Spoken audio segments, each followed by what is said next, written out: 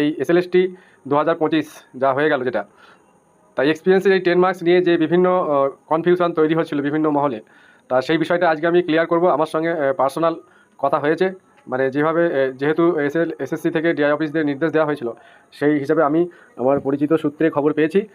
খবরটা হচ্ছে যে এই এক্সপিরিয়েন্সের 10 মার্কস কারা পাবে, তা এটা হচ্ছে শুধুমাত্র এই 2016 সালের যারা ইন সার্ভিস, মানে যারা কোয়ালিফাই করেছিল, শুধুমাত্র তারাই এই এক্সপিরিয়েন্সের 10 নাম্বার পাবে।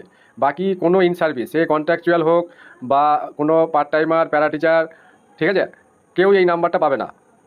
ইনকেস যদি কোনো ইন সার্ভিস ক্যান্ডিডেট কিন্তু সে এক্সাম দিল এবং সে হয়তো যে পোস্টে ছিল অন্য তার হায়ার পোস্টের জন্য হয়তো পরীক্ষাটা দিয়েছে, বা কোনো ইন সার্ভিস দূরে থেকে কাছে আসার জন্য পরীক্ষা দিয়েছে, কিন্তু সে যদি 2016 ক্যান্ডিডেট না হয়, ভালো করে বুঝতে হবে, 2016 কোয়ালিফাইড ক্যান্ডিডেট মানে যারা চাকরি করেছে এত বছর, মানে বঞ্চিত যারা হলো, মানে নন টেন্টেড, ঠিক আছে, তারাই শুধুমাত্র এই এক্সপিরিয়েন্সের 10 নম্বরটা পাবে।